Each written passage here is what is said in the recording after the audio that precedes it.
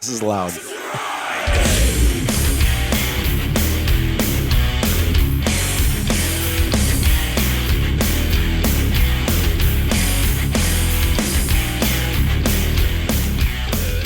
Yeah, all right, everybody. It's time for Full Spectrum Cycling. This is show 297. Getting there.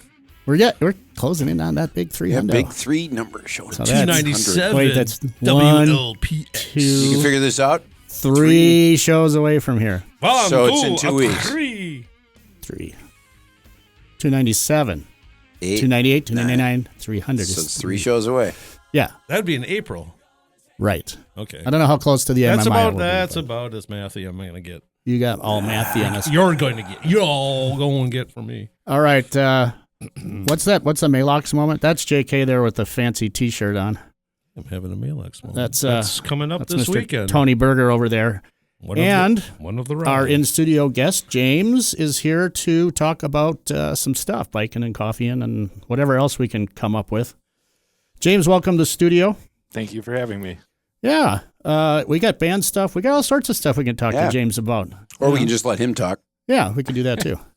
I don't know. What's most important? Ducks, coffee, bikes, band. Definitely coffee. Nice. All right. So tell us a little bit about what you're doing with coffee. You're roasting this in your own damn place, right? Yep. So run us through that process, and then you're just self-distributing it, and It's a one-man show. maybe some local spots have it or whatnot, but kind of fill us in. Yeah, so I roast coffee at my house on a 1 kilo electric roaster. So everything's in a batch that's about 1.5 pounds at a time. Wow. Roasting for farmers markets and direct-to-consumer sales. It is available anywhere in the state of Wisconsin through my website for mail order. But I don't particularly like that method because a lot of what I want to do is offer affordable, good organic coffee, and shipping is just astronomical. Yeah, Yeah. for sure. So And It's like here. for Not to just- mention- Let me look at you, and here's my coffee. yeah, Well, Yeah. not to mention, Or instead of the anonymous. if you're a coffee elitist, like that you whole shipment process, what? you've degraded those beans.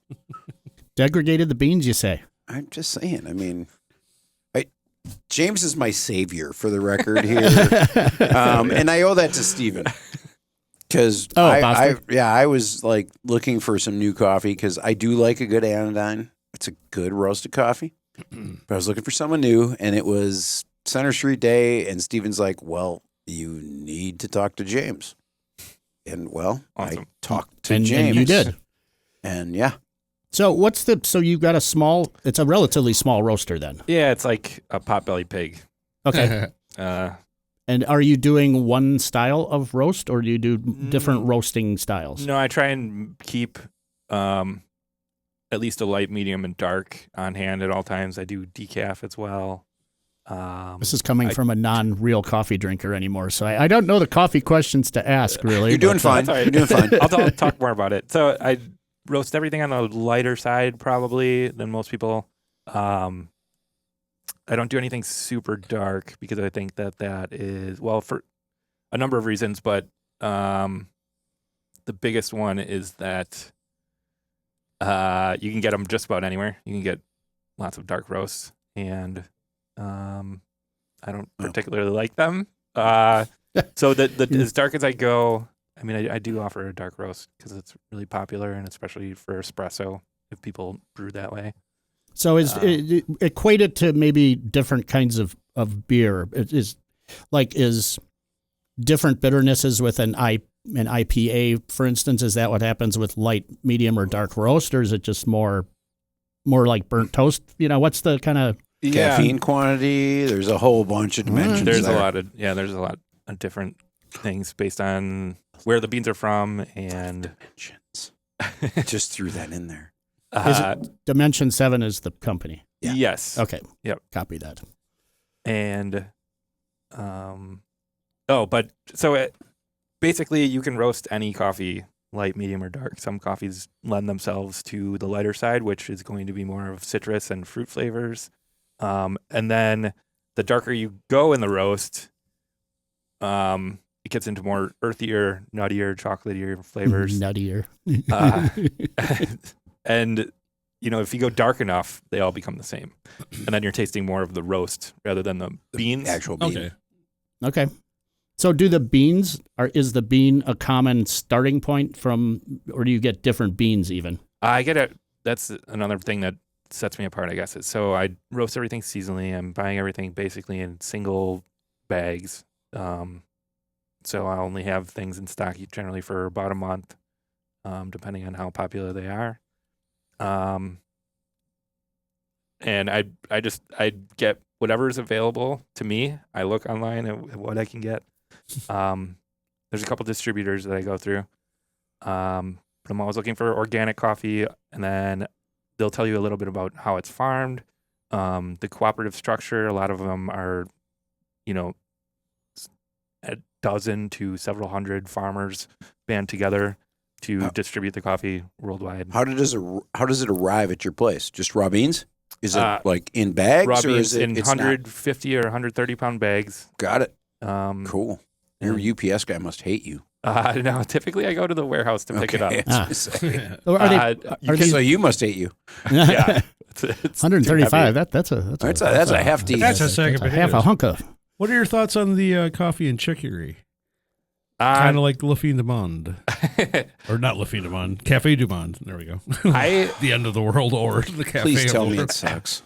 I've actually never really tried it, but I am open to it. And I don't roast chicory. Right. So, but I think it is important to look for coffee alternatives, especially with the way that, they're saying climate change may affect coffee.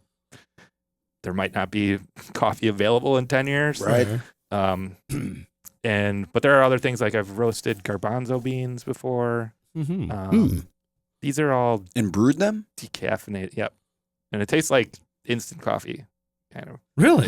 That's funny because similar to like the chicory is supposed to have. Like so I've got a 19-year-old daughter whose latest thing right now is roasting garbanzo beans with spices to eat. Yeah, to eat, and like a corn I can't wait nut, to tell her. Kind of. It's not nearly as good as a corn nut, but it's still pretty good. You have Especially to use if you have Isan spices. You have to use the turmeric and the za'atar. Yeah, you do have to throw some neat stuff in there. Pretty good though. You could roast it without. The thing is, you can't use any oil or anything like that. And when I was doing it, I was just doing it in an air popper. Okay. Which is actually how I started roasting coffee.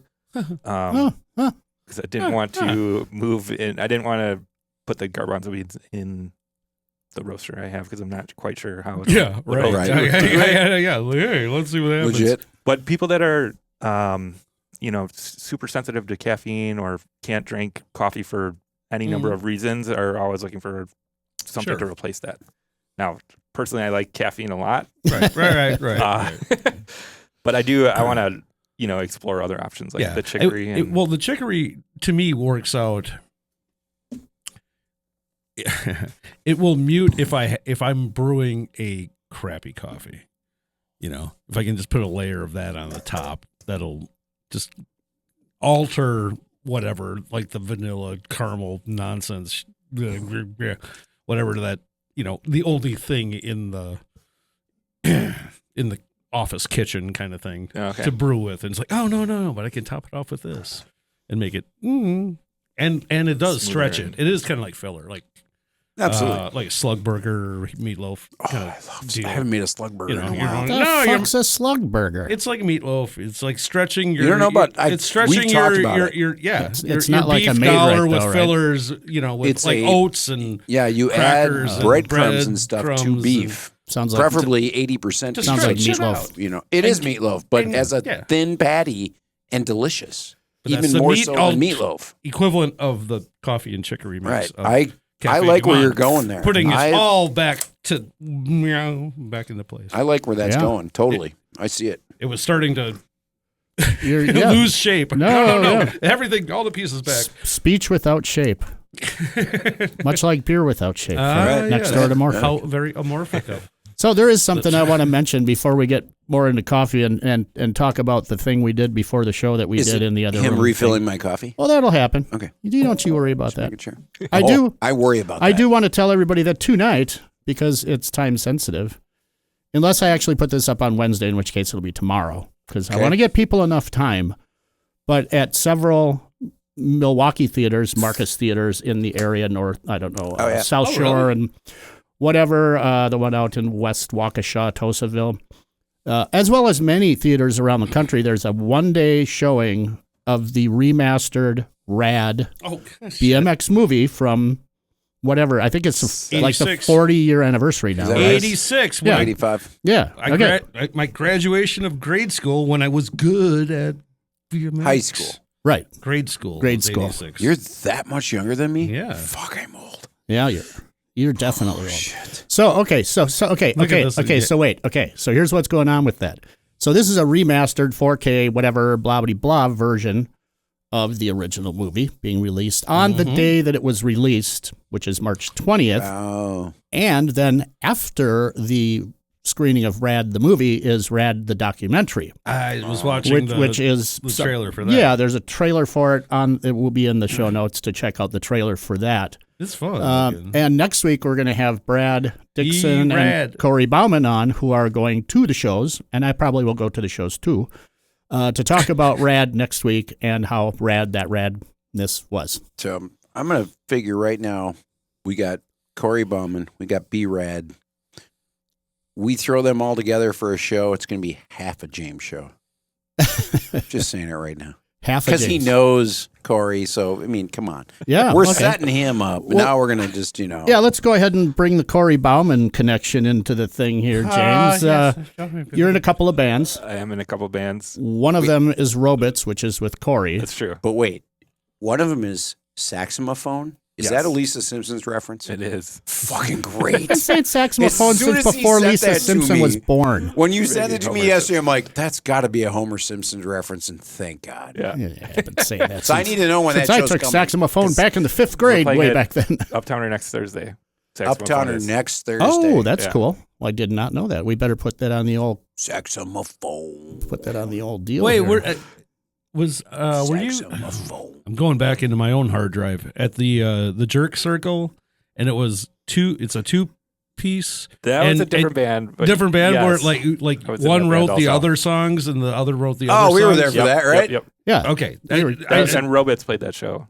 Yes. Also. Yeah.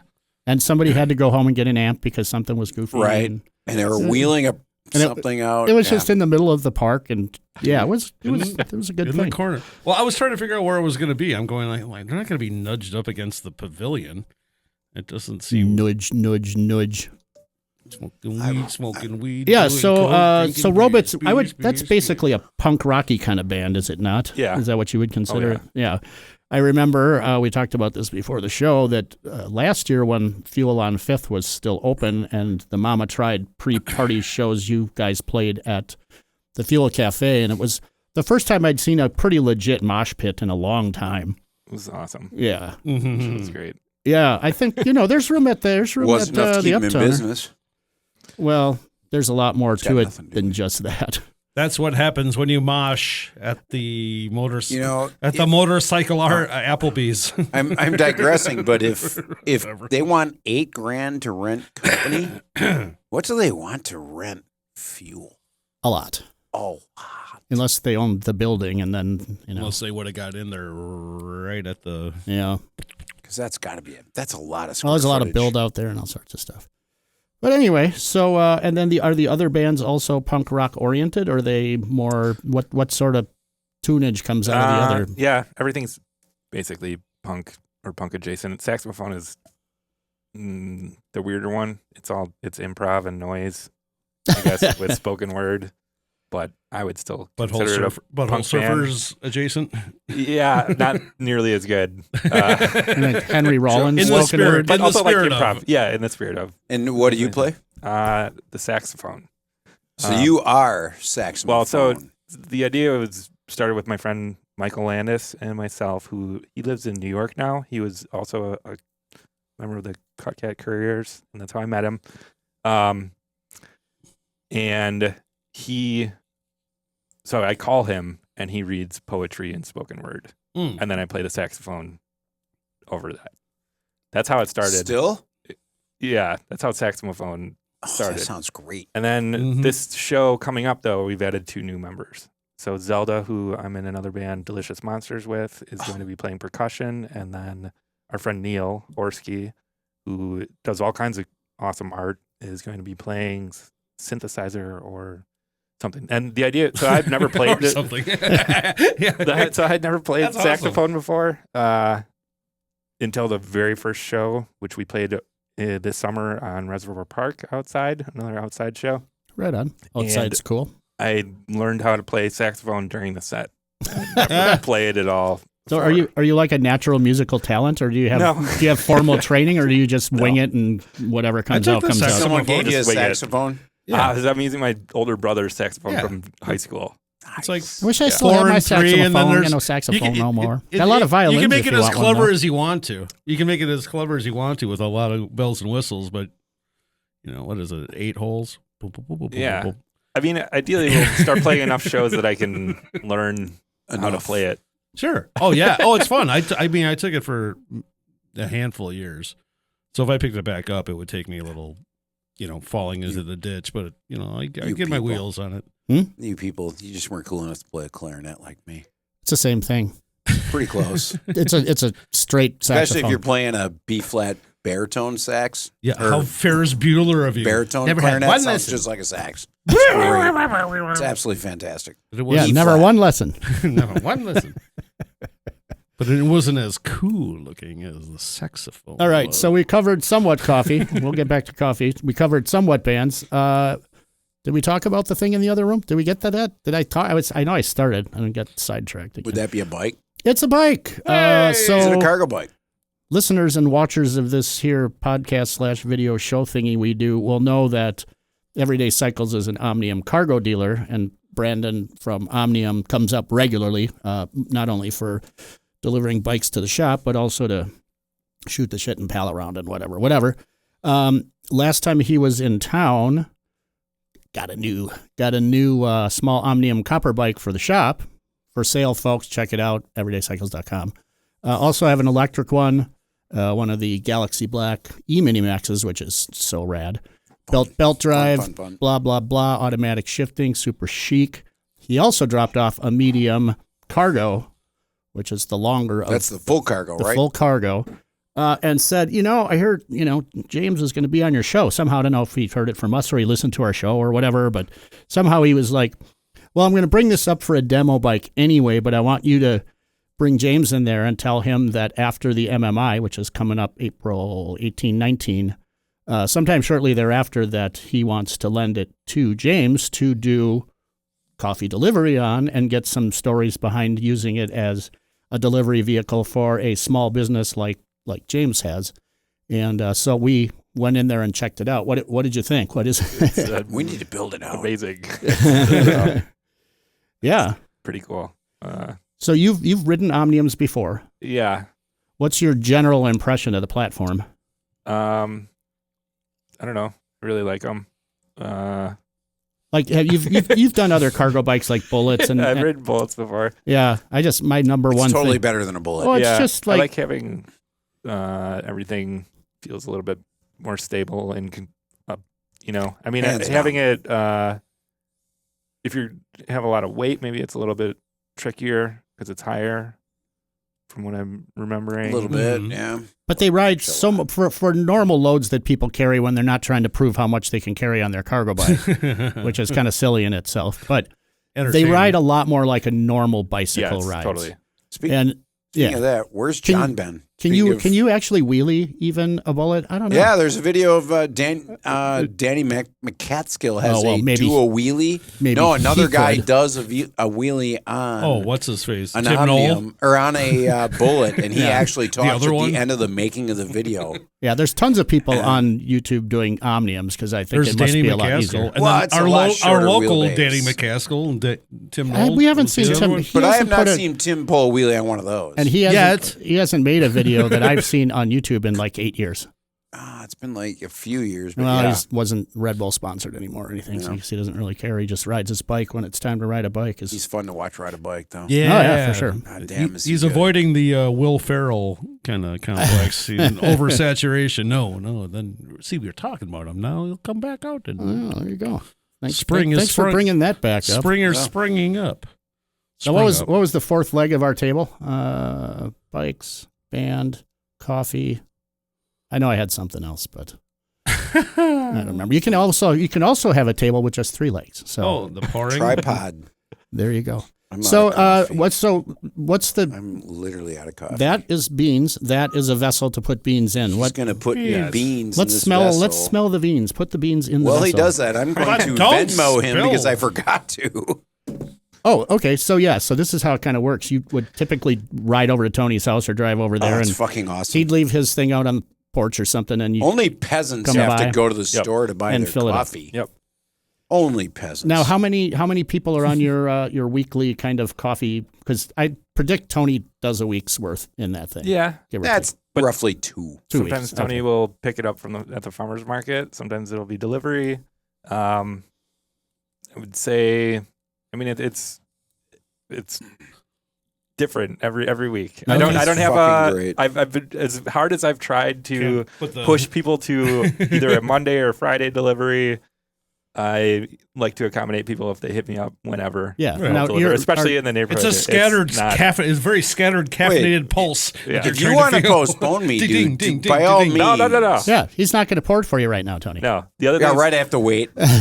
So are you River West local? Yep. Okay. River West local. I'll deliver for free anywhere within, I say, 5 miles of the River West Co-op. That just gives people an idea, something they can Google. Sure. So out to Tosa, maybe? Yeah. Tosa's like kind of on the edge. Yeah. And I'll work with people too. You go all the way to Tosa? Yeah.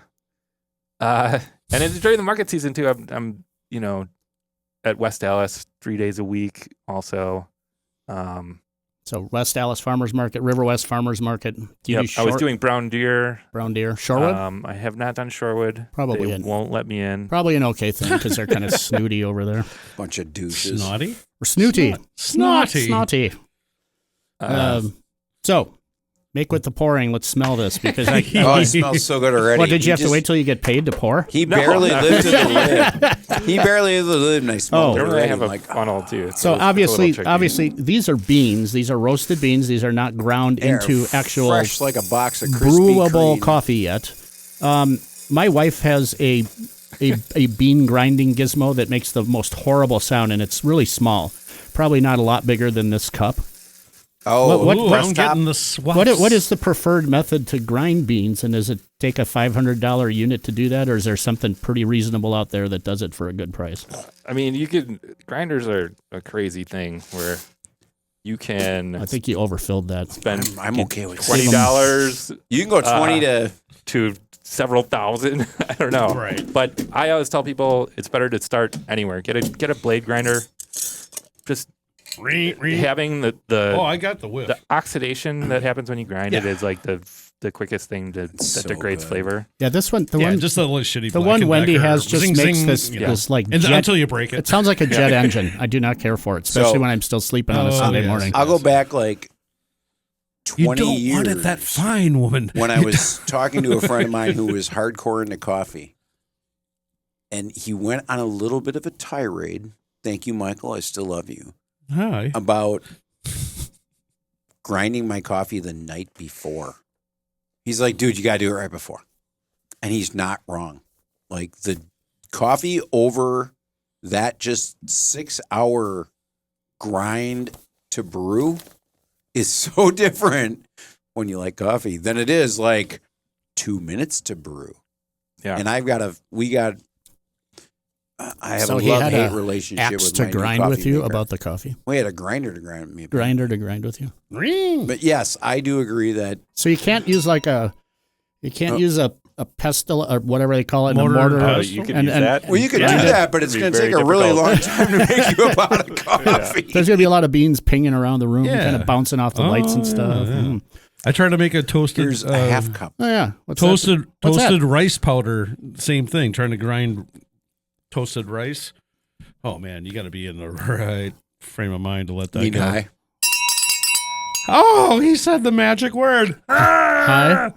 We're on top of the hill already. I mean, top of the hill high. James doesn't know what top of the hill is. Top of the hills, when we ride our bikes to the top of the hill, we usually stop for a beer if it's a really big hill. So typically during the show, we'll take a little quick beer break. Okay. I don't know. Today is Dad Beer Day. Apparently, we did start out with a fluffer of Fluffy from over at Amorphic. To be fair, I had whatever their new juicy app. We're either Hammsing or Pabsting, depending on which one you pull out of that bag of magic beer there. So, if you're so inclined, I mean, if you're. The Amorphic's about like you are to coffee beans, Amorphic is to beer, I say. What's this button for, though? You got like a button. It is a confusing vessel. It looks like it's supposed to be a mimic a brown bag lunch kind of thing. But like if it were really mimicking it, if you try rolling it, it doesn't, like the Velcros don't line up. Or do they? What's that thing for? Does it light up? Right? It evacuates all the air from the bag. It's got like a lighthouse on it, right? Yeah. I don't know. Does it definitely do anything? No. But when you roll it up that much, there's no real estate. You know, that's nothing. It's just a logo. And now your coat's stuck on it. Okay, here's another cycling thing we could talk about real quick. I brought that cycling to the St. Patty's parade. Oh, right on. That's how all of my beers were. Well, Dave was buying me beer for delivering his Wahoo unit that he wanted, so I didn't have to go into your bag of tricks there. I wanted to lighten my damn load. Dave fucking Lund? DFL. Oh. He bought a Wahoo thing from Dave Schlabowski that I picked up when I was up there. Right on. Anywho, here's something that I did not know, and I would like to just mention it now. According to those people for bikes people, more people than ever rode bikes in 2024. I would not have in the U.S. Oh, that could be. I don't think they're totally worldwide on that statistic, but certainly not more people bought bikes in 2024 than ever in the history of bikes. But it says here, biennial report: 112 million Americans, 35% of those ages 3 and older, rode the bike at least once in 2024. Highest participation rate since the study began in 2014. I'm not sure the once riding really should, like, that shouldn't even can't you cap it at like maybe 10 or something? Then I would have barely made the list last year. I mean, because like grandpa, hey kid, go out and ride your bike. Well, that counts. That's or grandpa, go ride your bike.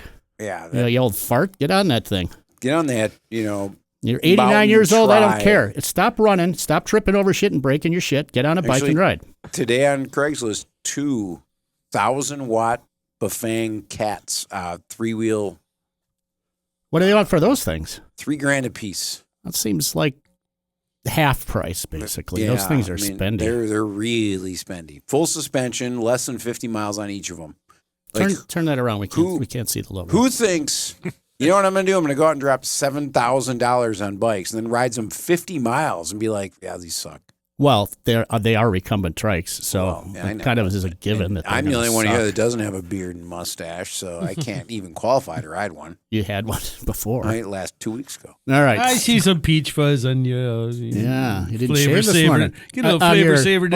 You're off work this week almost. You got nobody in. Fuck you talking about? I work every day this week. Basically, there's nobody there. You can fuck off, right? No. Yeah. Well, everybody else can. It only means the students aren't there. Everyone else is there. You're the only one there that doesn't fuck off during spring break. That's true.